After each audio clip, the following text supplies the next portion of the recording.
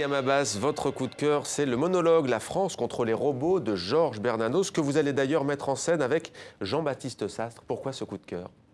Parce que justement, c'est drôle, parce que quand vous avez parlé le prophète de Gibran Khalil Gibran, et vous avez dit que c'est quelque chose qui résonne aujourd'hui, que c'est un texte qu'il faut réentendre et relire.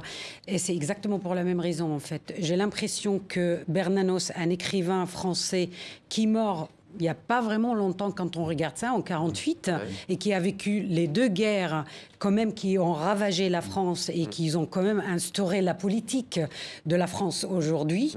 Et il avait aussi une sorte de prophétie, et un regard et une vision de la France, exactement, de ce que c'est la France aujourd'hui. Et en fait, il dit des choses dans ce texte, et notamment dans d'autres qui vont faire partie de ce projet théâtral, de ce monologue d'ailleurs qui va être interprété par Jean-Baptiste Sastre, et qui va vraiment partager avec le public cette vision de cet homme, de cet écrivain qui était quand même à l'écoute, j'ai envie de dire, de l'homme en tant qu'homme, de l'homme en tant qu'esprit, de l'homme pas en tant que partie d'une grosse machinerie, mais voilà, qui est devenu quand même victime de ce monde de la machinerie aujourd'hui. Et c'est, en tout cas, on a hâte de découvrir cette œuvre. Rojdi Belgasmi, vous avez choisi la chanson Binel Wedien Demel Matlouti, que l'on connaît bien à Maghreb Orient Express. D'ailleurs, elle est en tournée mondiale et on la salue. Tout à fait.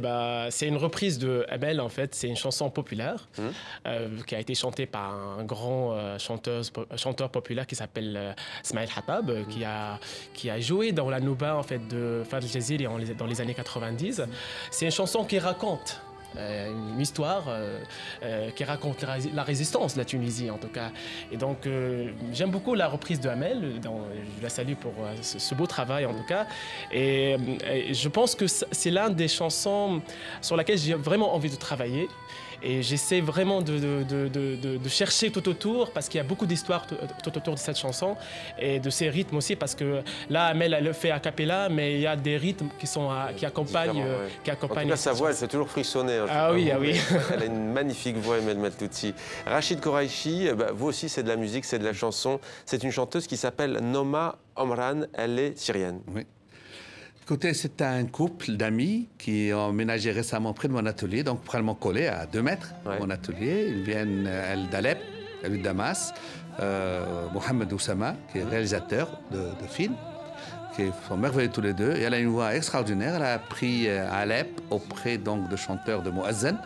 Donc c'est pour ça qu'elle a la voix, je crois qu'elle a fait un cursus proche de celui de Kulthum, je pense. Et l'émotion, c'est d'abord ce que vit Alep jusqu'à aujourd'hui. C'est dramatique. En même temps, de les avoir à côté, ça donne pratiquement des frissons. Et en même temps, c'est un accompagnement, je crois, un réalisateur de films, une chanteuse, un plasticien. Et je pense qu'en additionnant tous nos possibles et tous nos rêves, je pense peut-être qu'on aura un jour à donner une forme de paix à nos pays.